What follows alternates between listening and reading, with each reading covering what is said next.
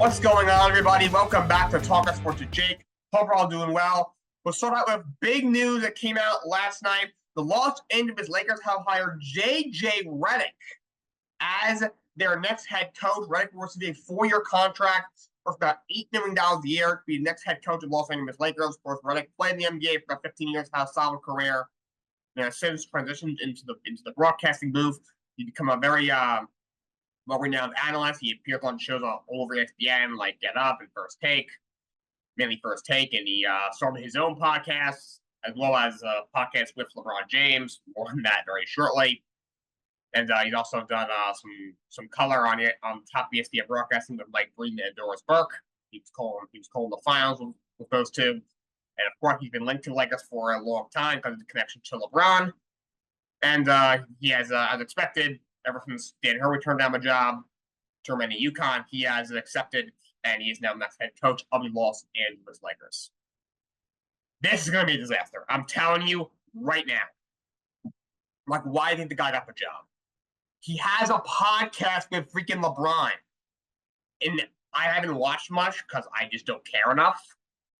But pretty much every clip I've seen is basically like LeBron giving Redick the little clipboard and saying, like, all right, how would you set up our offense? Like, LeBron's been interviewing him for weeks for the job. He's been preparing for his job for weeks. That was the whole point of the podcast, for LeBron to kind of like see him out. And can we stop like, oh, LeBron's not involved, it was more Anthony Davis? Oh, stop. That's baloney. That's just the Lakers' way of getting the media and the fans to believe that LeBron's not pulling the strings on everything that goes on in that organization. That is what happens. He did it in Miami, did it in Cleveland, and now he's doing it in LA. Like, Redick's not going to last 4 years. I hope you guys know that. It's not going to happen. So you got a team that Lakers standard is championships or bust. Outside of the bubble, which to me, I don't care about. I don't know. Don't give me the freaking bubble championship. Besides that, you have not won since, 2010? This organization's a sham of what it used to be. It used to be legends all over the court, championships every year. You win multiple championships each decade.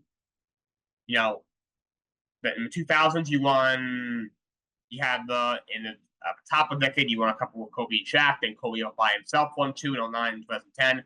But 2010s, did nothing, and then you had the meaningless-ass bubble championship. Since then, you've made one conference finals that you got lucky to be in. You played a young Memphis Grizzlies team who was banged up, and then an old Golden State Warriors team that shouldn't have been there. That was 2 years ago. Then this past year, obviously, lose the first round 5 games to Denver Nuggets. The team isn't that good. You have LeBron's going to be 40, not the same player. Apparently, he's going to opt out. Assuming they'll resign him, they're going to have to pay him over $50 million a year. Anthony Davis is making close to $50 million a year. He's going to be 31, 32 years old. He's obviously got his fair share of injury concerns. The roster isn't that good. They're very thin. They're not that great defensively.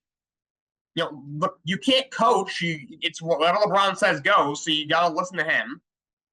Like, the dynamic that doesn't work. Like, the West is so stacked. This team I have a hard time seeing them being better than they were the last 2 years. A playing team, maybe you get out of the play-in, and then you're going to get bounced in the first round.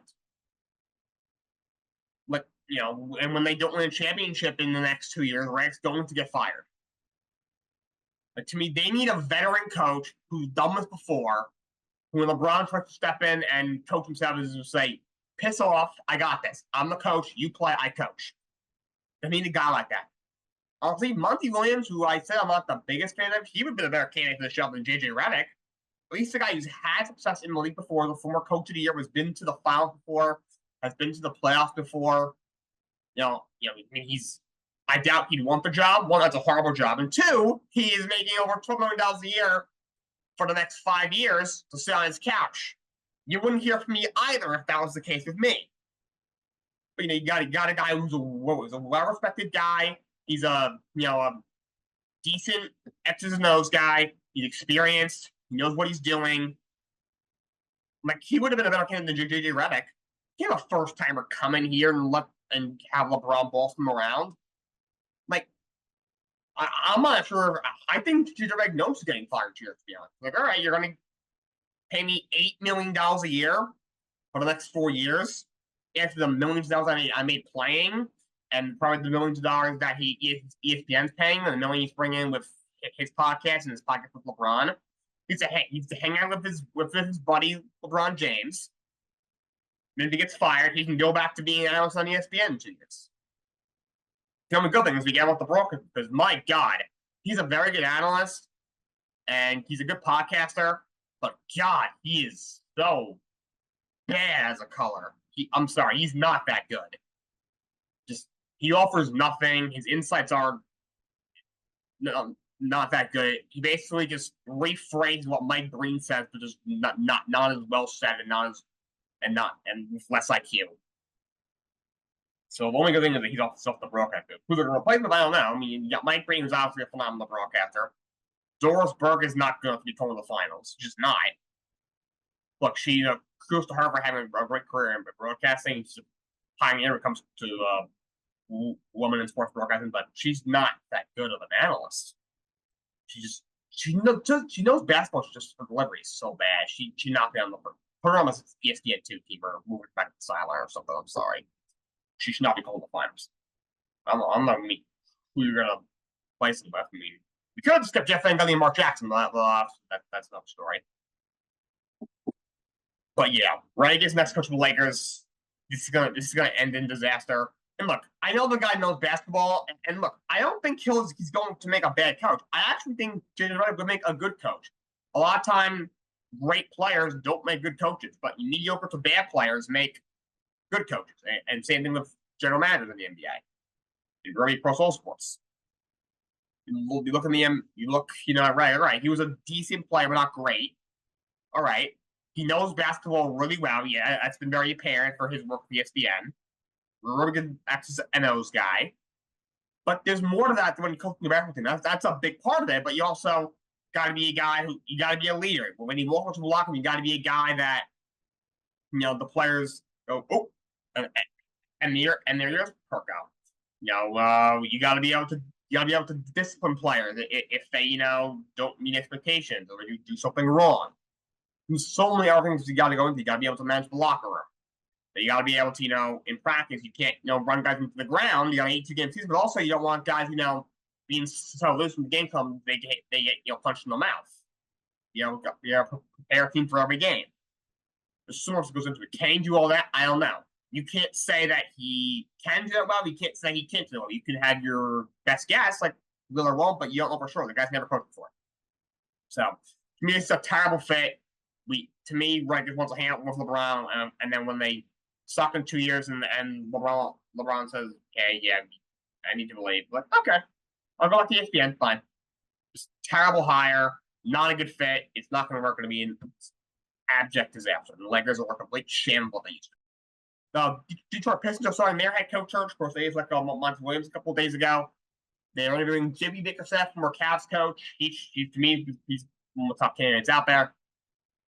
Professor in Memphis was interim coach and got a year as a full-time run. Overall, the idea had a decent job in Cleveland. Wisconsin prospect, they let him go. And they're also interviewing the Mavs assistant coach Sean Sweeney and Timberwolves assistant coach Micah Norrie. Norrie's gotten a look or two this offseason. Cleveland gave him a look. But he's also not aiming for the Detroit job. I'm not sure why you want that job, but if I'm Bickerstaff, I would not want that job. To me, if I'm him, I'd wait a year and get a better job next year. And take a top assistant role somewhere else. But I guess Sean Sweeney, Micah Norrie, really aren't on the radar. It's one of 30 jobs available. There's only 30 of them in the world. I guess you can take it. No, that's a horrible job. The roster's horrible. The organization's horrible. They're terrible. They're terrible. There's a big trade in the NBA that happened yesterday. The Chicago Bulls traded all defensive guard Alex Caruso to the Oklahoma City Thunder. In return, the Bulls received Josh Giddey in a 1-for-1 swap. So this trade was a little bit weird for both sides. For Thunder, look, Giddey had a bit of a down year. He's still 21 years old, going to be 22 next year. The guy's a rookie a few years ago, averaged 12 and 7 and 6 assists.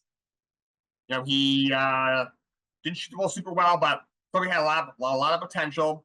2 years ago, had a really good year. Averaged 16 and 7 boards and 6 assists. He shot the ball a little better, 48% from the field. 3-point shot wasn't great at 32%, but a lot better than 26 the year before. This year, he did finally stay healthy, but that being said, he also, his play did suffer a little bit. He averaged 12, 6, and 4 this year. He shot 47% from the field, 33% from 3. He, of course, had some allegations on him earlier in the season. Apparently, he had some sort of inappropriate relationship with a underage girl that that was proven to be false, and or at least he was cleared of it, and it definitely kind of messed him up. I can't blame him for that. He kind of played a lot less of a role, lost some playing time. Yes, he started every game, and only missed 2 games all year. But opposed to averaging 31 minutes like he did the previous years, only averaged 25 minutes. The were also a lot deeper this year, but that may have played a part of it.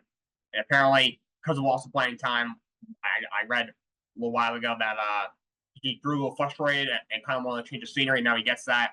So I think this is a good pickup for the Oklahoma State. Like, he's a really underrated player, very good player. He obviously was on the Lakers double championship team. Just said that the means title, but it's a title nonetheless. He does have championship experience. He's a very good player. Little injury prone, but when he's healthy, he's a great defender, one of the best defenders when it comes to guards in the league. I don't think there's 5 guards that are better defensively than him. He's a decent scorer. He averaged 10 points a game this past season. He's only averaged 6 for his career, but he had his first time he averaged over 9 points a game here. He averaged 10.1. He's a great defender. He can shoot the ball a bit. For his career, he's a 44% shooter, 38% 3-point shooter. Really good player, great defender, good shooter. Really good locker room guys. Got playoff experience. He's a really good piece to have in your rotation as a contender. He's now 30 years old. But to me, it's kind of a locker room move. You have a guy in Giddey who is a really good athlete, is a decent scorer. His shot, he shoots the ball better and better every single year. He's decent rebounder, good passer, good defender, kind of do-it-all kind of guy. Only going to be 22 years old. I think that's a little much to not get any draft picks back in return, or another piece, or at least to only get a guy who's probably going to play 20 to 25 minutes on the bench. To me, Caruso's going to do what Giddey did. He'll be a little bit better defensively than Giddey, but not as good offensively as Giddey. So I thought that was too much of a lateral move for the Thunder. But for the Bulls, that's a really good piece to get back for Alex Caruso, a guy who's a good player, but he's 30 years old, going into the last year of his contract for a team of the Bulls that is stuck in the play-in, can't get out of the play-in. Their coach, Billy Donovan, he's still there. He's going to be fired the year. The front office guy is probably going to get axed in a year or two as well. He doesn't start picking it up. He doesn't touch a timeline. To get a 22-year-old possible future all-star for him is really good value. They're trying to start a rebuild. They need draft picks, and they didn't get any picks for him. Look, Caruso, they, I think, won the trade getting Josh Giddey for Alex Caruso, but they may have been better off saying, give me instead, like Case and Wallace, but give me a first-round pick or 2. Well, they get a really good player. There are not many, guys you can build around on that team. Maybe I would assume he was a young guard. I like him coming out of Illinois. I thought he was underrated, undervalued in the draft. With the 57th pick or undrafted guy. I'm hoping the Bulls give him a little bit more playing time. Kobe White starting to come alive. He had a bit of a breakout year this past year. Other than those 2 guys, there isn't a whole lot. Zach LaVine is a trade candidate. DeMar DeRozan's a free agent. I heard he might resign on the way and go back there. I'd be shocked if he does. Vucevic doesn't fit their timeline. I can see him getting moved. He's moved out with Caruso. So there isn't much there. So I do think Giddey gives him another potential build block. So, but that's a trade that happens in the NBA. And another thing in the NBA, Malik Monk re-signed with the Sacramento Kings. 4 years, $70 million, including a player option. A bit of a surprise. I thought that they were going to lose him. But he resigns. Last year in 72 games, he averaged 15 points a game, which is a career high, and 5 assists shot, 44% from the field, and 35% from beyond the three-point line. He had a career year. He's a guy who was a former top 10 pick, like Charlotte. Didn't really turn to what they thought he was going to be. Then he spent the year with the Lakers and had a good year, kind of came out of nowhere and had a good year on that really bad Lakers team a few years ago with LeBron and Russell and Anthony Davis. Then he signed a multi-year with the Kings, and he's really coming to his own, turned into a very solid player, and had a career this year, was finished second and sixth man of the year. You could argue he should have won it if he had stayed healthy. He, I think, definitely would have won it. And the Kings actually, he said he thought they may have been still playing. He didn't get hurt. He may be right. They wouldn't have won a round, but I think they may have beaten New Orleans in the playing game if he was still there. Also, they may have beaten them. They may have beaten the Pelicans in that second round playing in advance. Yes, they would have lost in at most 5 games to the Oklahoma State Thunder in the first round, but he's a good player. From what I've heard, that was the most they could give him. But he was expected to come in about $90 million, so it doesn't look like they're going to be priced out of him. But to me, that's good value. $19.5 million a year. He plays NBA for one of the best, number 2 guards, shooting guards off the bench in the league. Is very good value. So good job by Sacramento taking that deal done. All right, and we're gonna go into the NBA and NHL offseason here. But before that, New England Patriots extended Ramondre Stevenson, running back, got a 4-year deal of $36 million, essentially including $17 million guaranteed. That's what I think about this. I think he's a really good player. He's a really good back. He got 3 years ago as a rookie, actually, 21. He flashed. He ran for 600 yards, had 4.6 yards a carry. 2 years ago, had a career year. Eventually took over the starting job. He had over 1,000 yards. Also had 69 catches for 420 yards. This year, battled injury, only played 12 games, but when he was healthy, he averaged 4 yards a carry behind a bad offensive line. Also had 38 catches in only 12 games for 238 yards. He's a very good back. He's still young. He was going into the last year of his deal. He's still only 26. New England's going into a rebuild. You just drafted a rookie quarterback very high, and Drake made the 3rd overall pick. You gotta put as many playmakers around him and pieces around him as you can.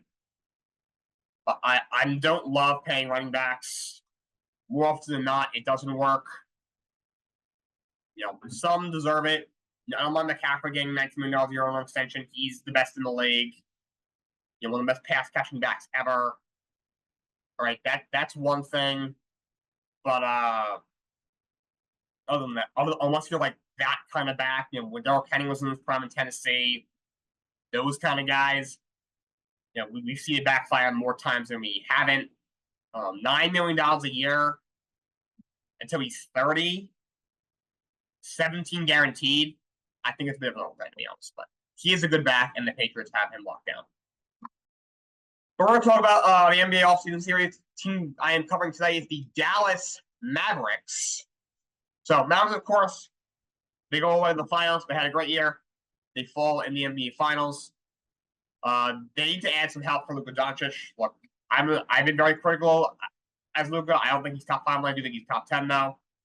But he's a stud. Still only 25 years old. He's due $400 million next year. And of course, Kyrie Irving, who had a really good year this year, at least until the finals. He's due $41 million next year for the next 2 years. Other than that, I liked Tim Hardaway Jr. He's a good shooter. You have him. I like PJ Washington. You have him for 2 years. He's making 50.5 next year. He's still 26. Gapper was a really good pickup for the Mavericks. You have, Derek Lively's a really good youngster. You hit on him 10th pick in the draft. I like, Josh Green as a role player. Other than that, they need to get a little bit deeper on their bench, I think. They need to try and strengthen that rotation. Looking at the overview here, no really trades that are, besides Derrick Jones Jr., who played a pretty decent role off the bench in the playoffs this year. To him, just Marquise Morris, who rode the bench for most of the year. You don't have a first-round pick. You only have the 50th pick from the draft. You have a taxpayer mid-level. You are, only about $14 million before the second apron. They need one more piece. To me, you guys definitely got to try and strengthen their bench. Pretty much your starting lineup should be obviously Luka and Kyrie in your backcourt, and then you have Hardaway could probably be your three. And you have good sides with PJ Washington and Daniel Gaffer and Derek Lively. Plus, you have Dwight Powell and that's Cleveland. The bench. Those guys aren't anything special, but not bad for depth. To me, you need a really good wing and some better bench depth. That's all. The only piece on your bench I really, or any sort of threat, is Josh Green. That's sure, yeah. Like I did not know Dante Exum was still in the league. Jade Hardy still's 22, but he hasn't shown a whole lot yet. So, coming down with Mavericks, strengthen your bench and try and go after a nice wing. That's something that I would target if I was the Dallas Mavericks. All right, on to my NHL offseason series. We're going to do teams 4 through 8 in the Eastern Conference this year. Starting with number 18, which was the Washington Capitals. Capitals stuck into the playoffs and then got swept by the Rangers in the first round. This is our team that's this kind of old. You only have $3.7 million in cap space. Obviously, Alex mentioned to do $9.5 million for the next 2 years. He's going to be 39, but he's obviously one of the all-time greats. You start paying Nicholas Backstrom $9.2 million next year. You just brought in Pielek to Blauman's $8.5. Carlson's going to be Backstrom's going to be 37. You have John Carlson, who's due $8 million next year. He has two years left on his deal. He's going to be 35. Tom Wilson, dirty player, but is a decent player. He's got a pretty big contract. He's 30. TJ Oshie is due $5.7 million next year. He's 38 years old. Nick Jensen's going to be 34. You have a couple of young guys. Rasmus Sandin's a pretty good defenseman. He's 24 years old. Dylan Strome is 27. Other than that, there aren't a whole lot of young pieces on this team that I like. Ethan Bear's only 27. Their goalie is Troy Lindgren. He's 31. He's not that good. The Capitals, they gotta get a better goalie. Troy Lindgren's not great. But they also they gotta get a little younger. I just went through all the guys. Obviously, Ovi's 39. He's obviously still a great player. Backstrom's 30. He's gonna be 37. Dark Carlson's gonna be 35. Tom Wilson's gonna be 30. Ovi's gonna be 38. Nick Jensen's gonna be 34. But they gotta get younger. I wonder could Ovechkin eventually get moved? That'd be interesting. I don't think he would. He's been there his whole career. He's got a chance to break the all-time goals record in the history of the NHL. That was, of course, that's been Wayne Gretzky's record for God knows how long. He's got 2 years left to do it. He's been with the Capitals his whole career, obviously. They drafted him 1 overall years ago. He's become a legend with them. He has a Stanley Cup. It's not like he needs to go win a cup. It's a little different than Sidney Crosby because Crosby's going to the last year of his deal. You think, right, and the Penguins are not in the playoff picture next year, which is possible. They're right, maybe they make the move. Obi still has 2 years left. He doesn't have much reason to leave. Maybe not this maybe after next year, you start having the conversation. He'll be 40. Only 1 year left on his deal. He's on a big salary. Maybe just for him to grab. Maybe you send them to a team that's right there. Needs one more decent goal scorer, and a chance for him to maybe possibly grab 1 more cup before he retires. But also with Crowley, it just felt like you might want to just get a draft pick for him because he already has 3 Stanley Cups. But the Capitals, to me, they gotta get a better goalie, gotta be a little better defensively, and they also need to get a little younger as well. Up next is the New York Islanders. So Islanders, once again, we're able to sneak into the playoffs, but once again lost in the first round to the Carolina Hurricanes. This time it was in 5 games, with 6 games the year prior.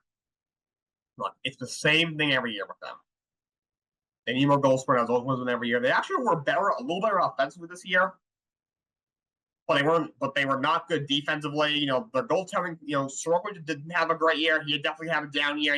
Varlamov by the end of the year was taking on the majority of the workload in net. The team in front of him did not play well at all.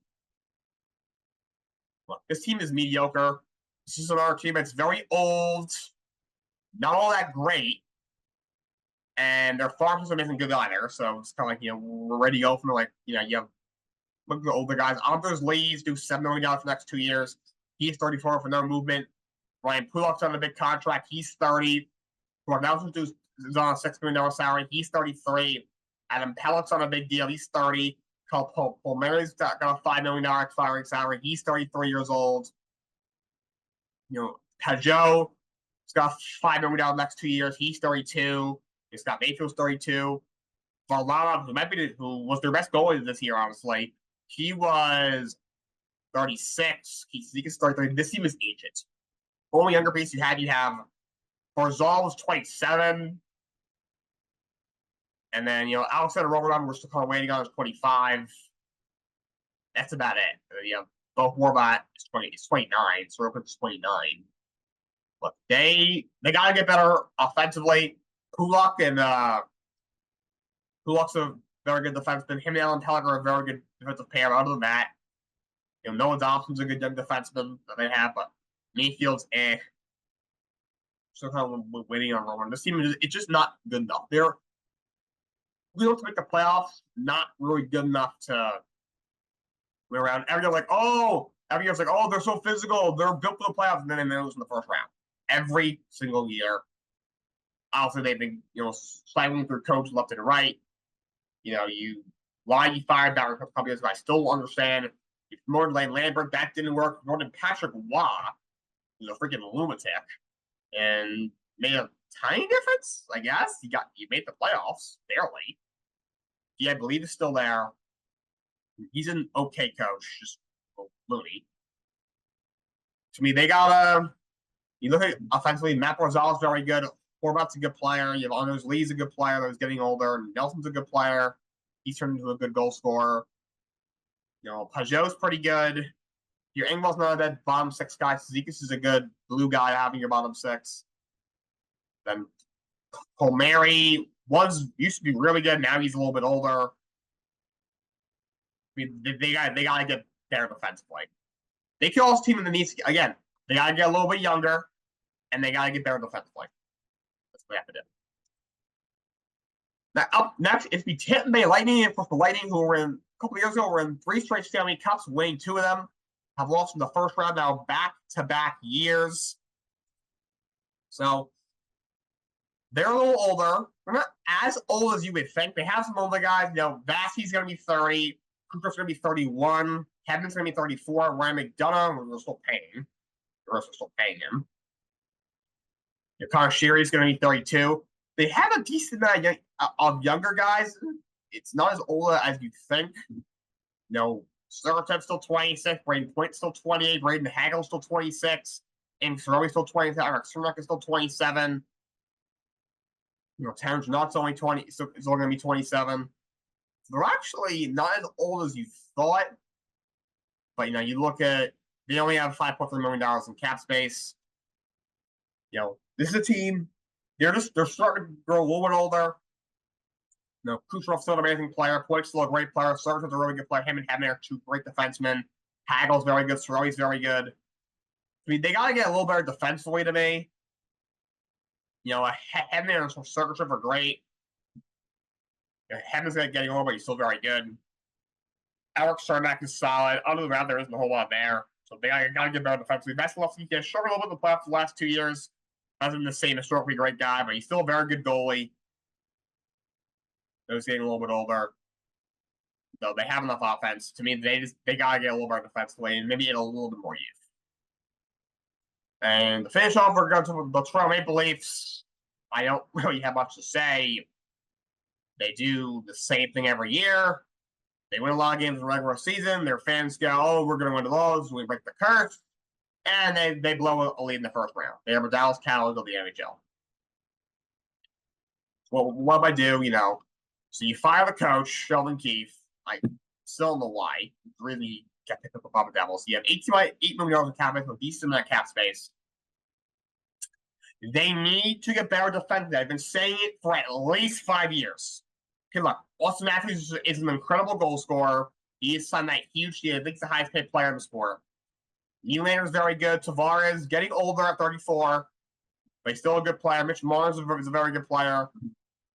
These guys did disappear in the playoffs. Mavericks this year was a ghost in Game 7. I mean, he missed games 5 and 6. You know, Nylander didn't show up. Tavares didn't show up. Marner didn't show up. I feel like you look at these guys in the regular season. Yes, Austin Matthews pushed 70 goals. Nylander had a great year. Tavares had a great year. Marner had a great year. But they're paying these guys a lot. They're paying Matthews to do $13.2 million next year. He's got like 4 years left on his deal. He just signed a huge extension. Nylander's on an $11.5 million salary. He's got like 7 years left. Tavares is making $11 million next year on the last year of the deal.